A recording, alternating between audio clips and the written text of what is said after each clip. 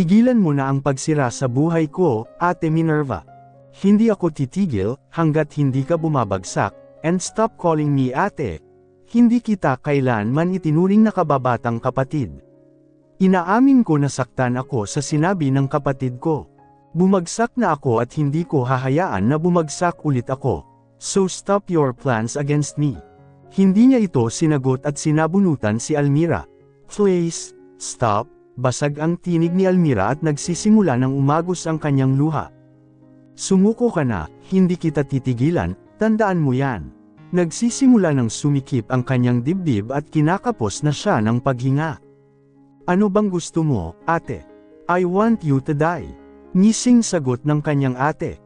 Malapit na akong mawala. Hindi na natapos sabihin ni Almira ang kanyang sasabihin nang dumating si Cornelio. Ano ba ang pinagsasabi mo, Almira? Hindi ka mawawala. Pinipilit niyang tanggalin ang pagkakahawak ni Minerva sa buhok ni Almira. Huwag kang ang makisali sa away namin ni Almira, Cornelio. Better back off. Tumigil ka na nga. Hindi natapos ni Cornelio ang sasabihin niya nang matanggal ang wig na suot ni Almira. Nagulat silang dalawa samantalang si Almira tila'y nawala ng kulay sa pamumutla. Almira, ano ito? Kabadong tanong ni Cornelio kay Almira. Nag-iwas ng tingin ang babae at naglakad papalayo. Almira, ano ang ibig sabihin nito? Bakit ka nakawig? Nagulat siya nang nagsuka ng dugo si Almira. Tumakbo siya papalapit dito. Saktong paglapit niya ay nahimatay ang dalaga. Dali-daling binuhat ni Cornelio at lumabas ng kondo nito. Anong nangyari sa iyo, Almira? Bakit ka nakawig? Nagsuka ng dugo at nahimatay? Tanong nito sa kanyang isipan. Dali-dali niya itong sinugod sa pinakamalapit na hospital. Sorry sir, pero hanggang dyan ka lang po. Sa isang banda, naiwang tulala si Minerva sa kondo ni Almira. Bakit siya nakawig? At bakit halos wala na siyang buhok? Nabalik siya sa realidad nang tumunog ang kanyang cellphone. Tawag mula sa kanyang ina. Yes mom, you sound nervous, sweetie. Why? Mausisang tanong ng kanyang ina. Nothing, mom. Okay, nasan ka na?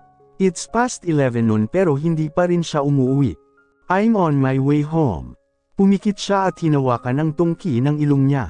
Sige, ingat ka, mahal kita. I love you too, mom. She smiled sweetly saka pinatay ang tawag. Lumabas na ito ng kondo ni Almira at pinaharurot ang kanyang sasakyan. Doc, how's her? Tanong ko sa kakalabas lang na doktor sa emergency room. May I know kung saan siya nagpapa-check up? Hindi ko po alam, doc. This is her first time na mag-collapse. First time nga ba? Okay, ihahatid na lang ng assistant ko dito ang test results niya. If may katanungan ka about sa test results, just straight ahead, then kanan, makikita mo ang office ko. Thank you, doc. Pumasok na rin ako sa private room ni Almira. What happened to you, Almira? May sakit ka bang tinatago? Wag naman sana. Malapit na akong mawala, sir. Ito na po ang test results ni Ma'am Almira. Thank you.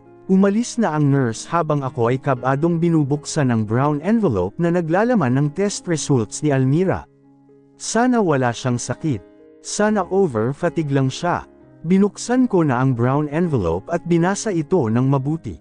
Si Almira Clarete ay na-diagnose na may brain aneurysm.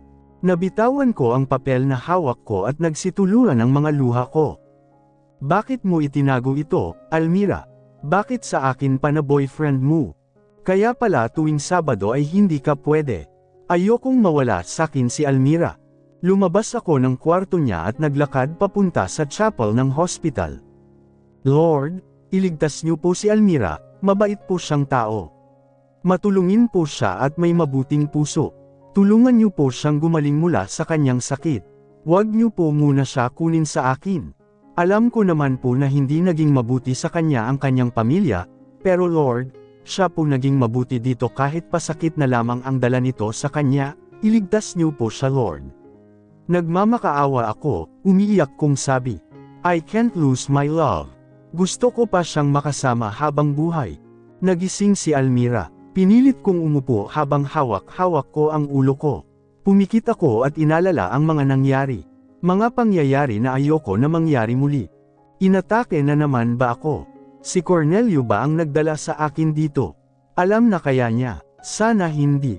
Bakit ka naman bumangon? Napadilat ako at gulat na napatingin sa lalaking nakatayo sa harapan ko. Ni hindi ko man lang siya naramdaman na pumasok ng kwarto, ganun ba ako ka-occupied? Wait, may nalalaman na ba siya? Almira naman, magpahinga ka nga lang. Nakakunot ang noo nito, tila ay galit. Ano ba ang ginawa ko? Sa pagkakaalam ko wala. Okay lang ako Cornelio, gusto ko nang umuwi.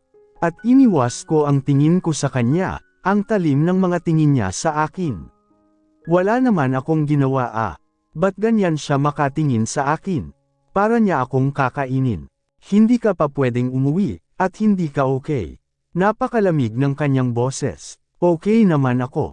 Bakit? Anong bakit? Bakit ganito ako? Sino ba naman ang hindi magiging ganito kung ang girlfriend niya ay naglihim sa kanya? Napaiwas ako ng tingin sa kanyang sinabi. Wala naman akong tinatago. Wala nga ba talaga Almira? Wala. Ang resulta ng test. Nagsisimula ng magtuluan ang mga luha ko. Ngayon pa lang niya ako sinigawan ng ganito. Ngayon ko pa lamang siyang nakitang galit na galit sa akin. Di ko na mapigilan ang sarili ko, bakit kailangan niyang maglihim? Bakit? Sino ba ako? Kaano-ano niya ba ako? Boyfriend niya ako. Almira, boyfriend mo ako. Ano sa tingin mo ang mararamdaman ko kapag nawala ka na lang bigla nang wala akong kaalam-alam sa sakit mo? Flit kong pinapakalma ang sarili ko pero isa lang ang naging kapalit ng galit ko. Sasabihin ko naman sa iyo naghahanap lang naman ako ng tiyempo. Talaga lang tiyempo. Walang tiyempo dahil hindi ko alam kung kailan siya mawawala sa akin.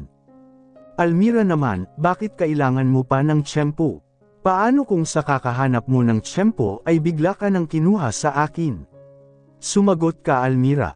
Nasasaktan ako ngayon Almira, nagawa mong maglihim sa akin.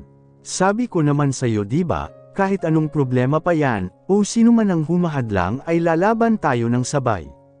Bakit ganito? Bakit ikaw lang ang lumalaban? Para sa sarili mo, naiiyak na ako, ayoko siyang mawala. Almira, mahal mo ba ako? Nagulat siya sa tanong ko. Kung mahal mo ako, sana hindi mo ito nilihim, sana nagtiwala ka sa akin. Mahal na mahal kita Cornelio. Alam mo yan.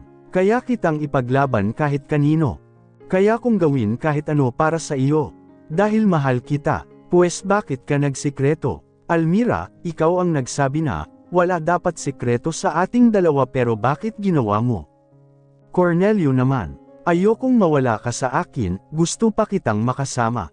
Nagpaplano pa lang tayo ng panghabang buhay na magkasama tas mang-iiwan ka ng walang pasabi. Sa tuwing maghahanap ako ng tiyempo, wala akong mahanap, napatingin ako sa kanya. Paano ko sisirain yung moment natin na ang saya-saya mo at ang saya-saya ko? Na hinihiling ko na sana hindi na matapos yung kaligayahan natin. Hindi ako nakaimik sa sigaw niya. Sa tuwing nagbabalak na ako na sabihin sa iyo ay dinadalaw na ako ng kaba, dinadalaw na ako ng takot. Halo-halo na ang takot. Halo-halo na ang nararamdaman ko kapag binabalak ko na. Humihikbi niyang paliwanag. Napatingin ako sa kanya nakita ko siyang namumugto na ang mga mata niya. Pinilit kong pakalmein ang sarili ko saka siya nilapitan at umupo sa gilid ng kama niya. Almira, bakit ka natatakot? Umiling lamang siya sa akin, hinawakan ko ang dalawa niyang kamay at hinalik-halikan ito. Please tell me, kung bakit ka natatakot? Kung bakit hindi mo masabi sa akin ang tungkol sa sakit mo? Kasi baka kapag nalaman mo ang sakit ko ay... Hindi niya tinuloy ang kanyang sasabihin, yumuko siya at umiyak ng umiyak. Look at me, ano pag nalaman ko? Itinaas ko ang kanyang mukha at tinitigan siya. Please. Baka iwanan mo ako. Niyakap ko siya ng mahigpit. Alam mo naman kung gaano kita kamahal diba? Sobra kitang mahal na mahal. Hindi kita liligawan ng 2 taon kung iiwan at iiwan lang din pala kita. Ikaw yung babaeng gusto kong makasama habang buhay. Ikaw yung babaeng gusto kong ilakad papuntang altar. Ikaw yung gusto kong maging ina ng magiging anak ko kaya wag mo iisipin na iiwanan kita dahil dyan sa sakit mo. Bubuo pa tayo ng sarili nating pamilya, At tatanda tayo ng magkasama. At tandaan mo na mahal na mahal na mahal kita. Pangako iyan ha, hindi mo ako iiwan. Pangako, pangakong pangako. Sumandal siya sa dibdib ko at niyakap ako ng mahigpit. Patuloy pa rin ako sa paghaplos ng kanyang buhok. Mahal, nagugutom na ako. Ihahanda ko lang yung pagkain na binili ko at kakain ka na. Inalalayan ko siyang humiga sa kanyang kama, bago ko ihanda yung pagkain niya. Habang hinahanda ko ang pagkain niya, maraming bagay ang pumapasok sa isip ko. Paano kung bigla siyang bumitaw? Paano kung iwanan niya bigla ako? Paano kung sa sandaling pag-alis ko lang ng tingin sa kanya ay sumuko na siya? Umiiyak ako habang inihahanda ang kanyang pagkain, pero di ko mapigilan. Mahal, pinunasan ko muna ang luha ko bago humarap sa kanya. Bakit mahal? I love you. Hindi ko siya sinagot at lumapit sa kanya upang yakapin siya. Mahal, wag mo ako iiwan ha. Lalaban ka para sa akin, ha? Hinarap ko siya at lumuluhan na naman siya. Pinunasan ko ang kanyang mga luha at pinagdikit ang aming mga noo. Pangako mahal, hindi kita iiwan. Hindi ako bibitaw. Tinatadtad niya ang mukha ko ng halik. Kukuhanin ko lang ang pagkain, papakainin na kita. Susubuan mo ako. Ayoko nga. Kala ko pa naman susubuan mo ako. Ang sarap talagang asarin nitong girlfriend ko. Oh, akin na nga ang pagkain ko. Biro lang mahal, syempre pagsisilbihan kita kahit habang buhay pa eh. Napalitan ng ngiti ang kanyang mukha. Kala ko di mo na ako susubuan eh. Parang bata kong magmaktol talaga ito. Pagsisilbihan kita syempre, mahal kita eh. Magpahinga ka na mahal. Uuwi ka na. Hindi po mahal, dito lang ako. I-check ko yung mga papers na pinadala ko sa secretary ko. Papasok ka ba bukas sa office? Hindi rin. Babantayan kita. Paano ang work mo? Huwag ka nang mag-isip ng kung ano-ano. Nagpasa ako sa boss ko na magha-homework muna ako kasi walang mag-aalaga at mag-aasikaso sa girlfriend ko at pumayag naman siya. Bibigyan niya na lang daw ako ng magagaanang trabaho para mabantayan kita ng maigi. Ang bait talaga ng boss mo mahal, ang gwapo pa, tapos maunawain pa siya. Pinagseselos mo ba ako? Nagseselos ka ba? Tingnan mo ito, hindi ba halata na nagseselos ako? Oo, kahit pogi siya o maunawain, may boyfriend naman ako na pogi na, mabait pa. May mabuti pang puso, maalagan pa, mapagmahal at mahal na mahal ko. Napangiti ako sa kanyang sinabi. Hinalikan ko siya at inayos na ang kanyang paghiga. Magpahinga ka na, okay. Bawal sa'yo ang nagpupuyat, babantayan kita. I love you, good night. Opo, matulog ka din ah, after ng trabaho mo ha. I love you too. Opo, tiningnan ko muna siya ng ilang saglit bago mapagpasyahan na gawin na ang trabaho ko. Isang linggo na akong namamalagi dito sa ospital at gustong-gusto ko na talagang umuwi. Pero si Cornelio, ayaw pa akong pauwiin, aantayan pa daw namin yung last result sa sakit ko. Mahal, bakit po? Uwi na kasi tayo. Uuwi tayo mamaya pagkadating ng result mo, ngayon dadating iyon, napangiti na lang ako ng mapait. Paano kung bigyan ako ng taning ng doktor? Ayaw kon iwanan si Cornelio. Sa sobrang lalim ng iniisip ko, hindi ko na namalayan na tinatawag pala ako ni Cornelio. Mahal, anong problema? Ngumiti lamang ako at niyakap siya ng mahigpit. Mahal, mas lalo kong hinigpitan ang yakap sa kanya. Anong problema? Hindi ko na napigilan ang sarili ko at bumuhos na ang mga luha ko, iling lamang ang isinagot ko sa kanya. Mahal, umiyak ka na naman. Di ba sabi ng doktor bawal ang maemosyonal ka dahil sa kalagayan mo? Paano kung bumitaw ako bigla? Kung di ko na nakayanin? Paano ka? Ayaw kong iwanan ka ditong mag-isa, Cornelio. Mas mabuti kong mag-hi, hindi ko natapos ang sasabihin ko nang putulin niya ito. Mas mabuti kong maghiwalay tayo. Ayon ba ang naiisip mo, Almira? Akala mo ba iiwanan kita? Di ba nangako ako na hindi kita iwan? Oo, nangako ka pero baka ako ang hindi tumupad, malakas kong sabi sa kanya habang humahagulgol. Ayoko pa mamatay mahal. Sinubsob ko ang mukha ko sa dibdib niya at doon umiyak ng umiyak. Mahal, hindi ka magdadalawang isip na sumunod sa iyo. Nahihibang ka na ba? Susunod ka sa akin kapag namatay ako. Wag na wag mo gagawin yun, Cornelio. Hindi ko gagawin yun, basta sundin mo ang bilin ng doktor, magpalakas ka, magpagaling ka. Good afternoon Almira at Cornelio, bati ni Doktor. Hi Doc. Andito na yung result ng test mo, and according to the test you take you've brain aneurysm. Brain aneurysm Doc.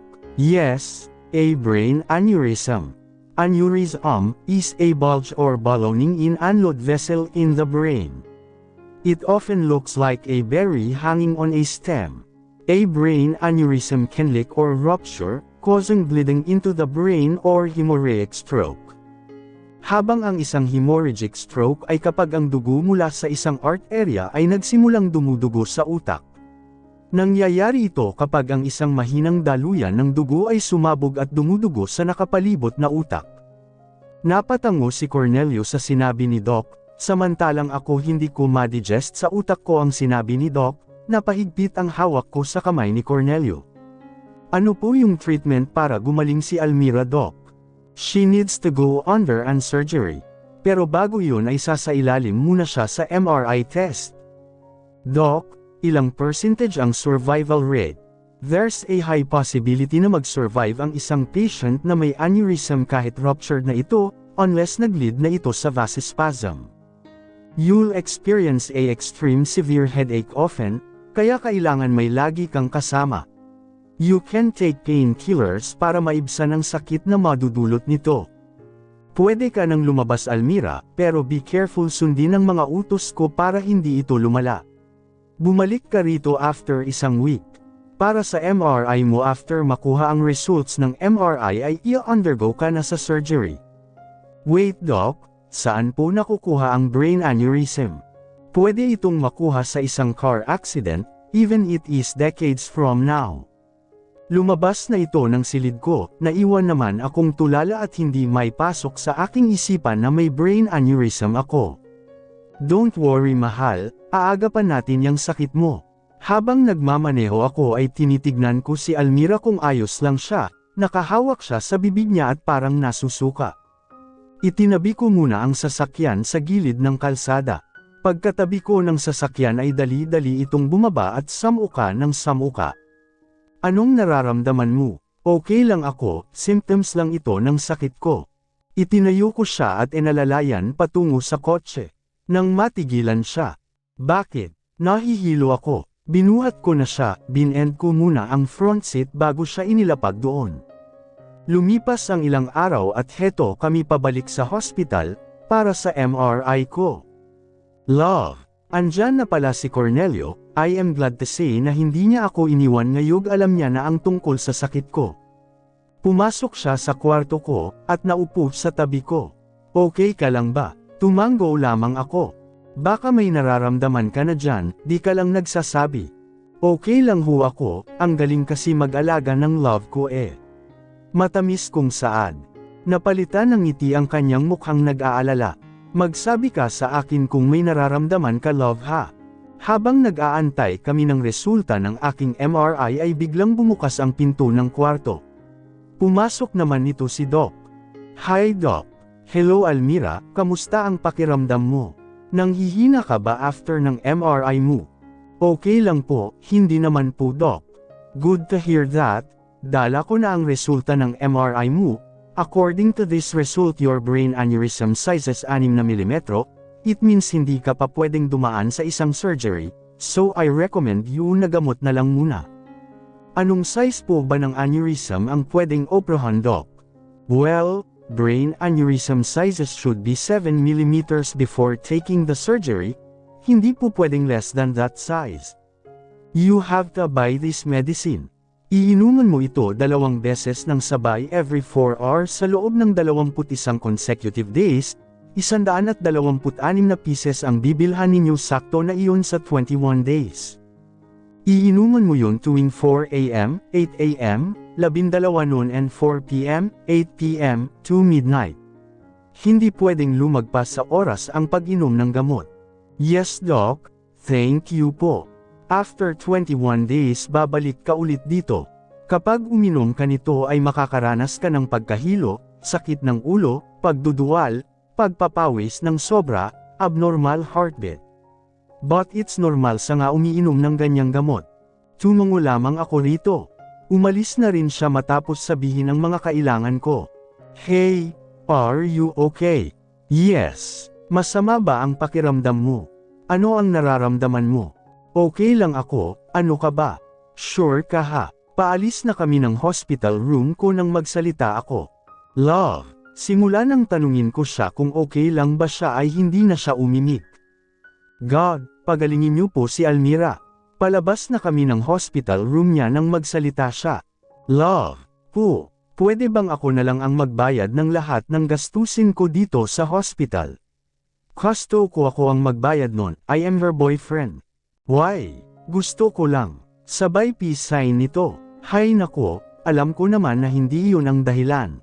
Almira, alam kong iniisip mo na nagiging pabigat ka kaya ikaw na lamang ang magbabayad ng mga bills at medicines mo dito. And I want you to know na hindi ka pabigat kaya ako na ang bibili ng medicines mo.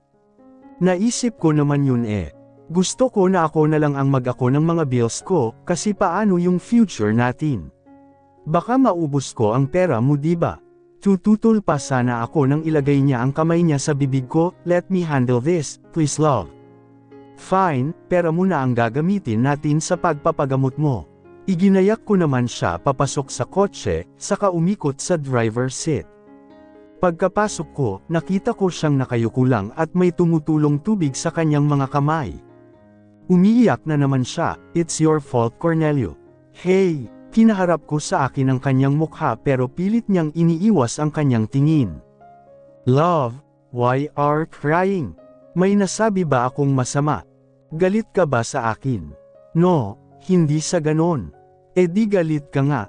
Ayoko lang naman na ikaw ang magbayad ng mga bills ko eh.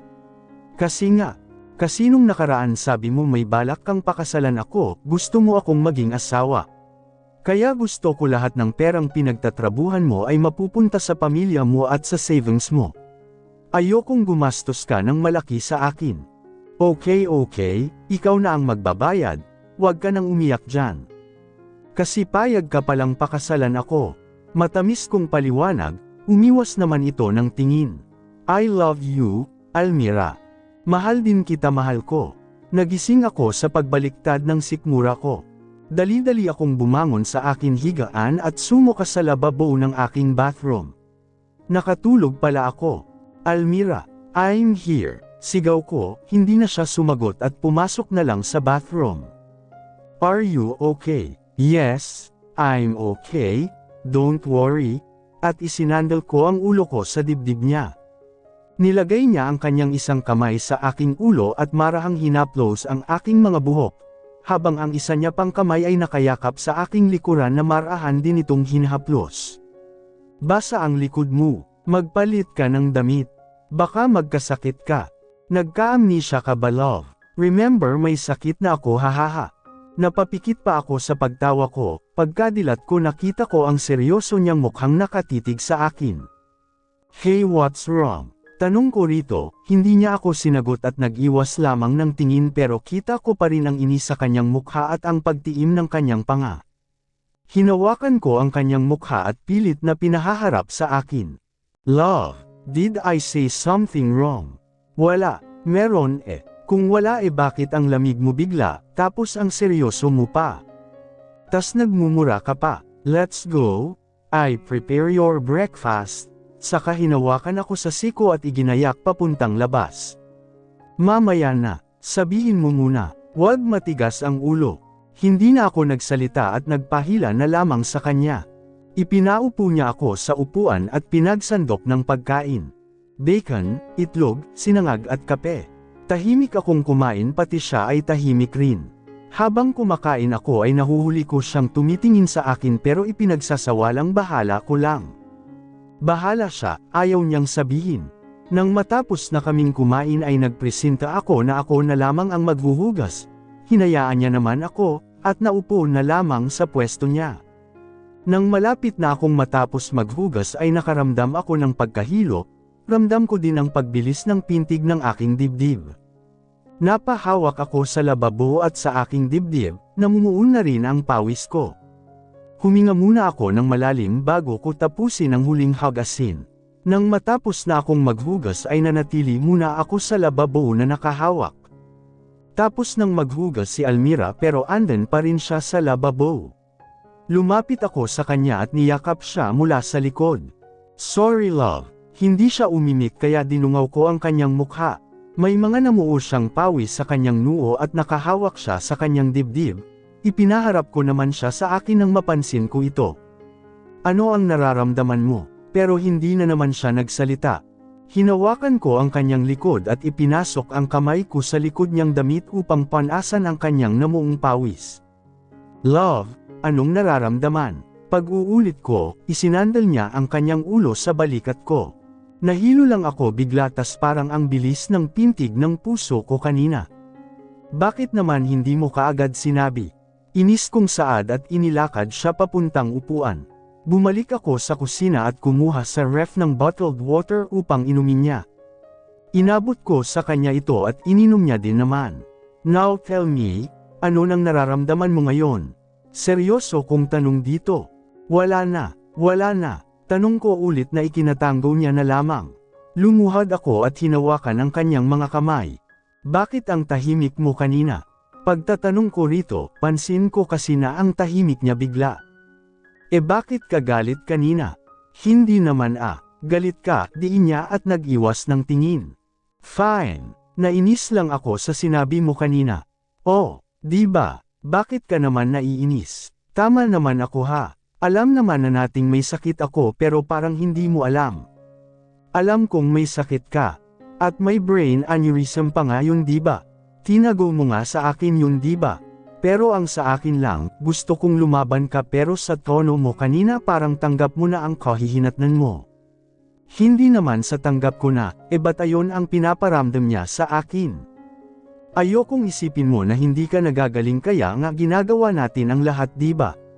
Para gumaling ka, ayaw mo akong pagastusan sa pagpapagamot mo, at dahilan mo ay itabi ko na lamang ang pera ko para sa pamilya na bubuuan natin, at savings ko para pag nagpakasal na tayo para may pera tayo."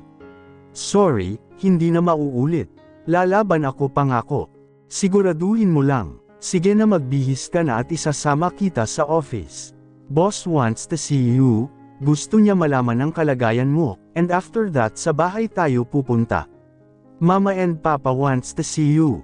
Okay, go. Wear comfortable clothes okay. I love you."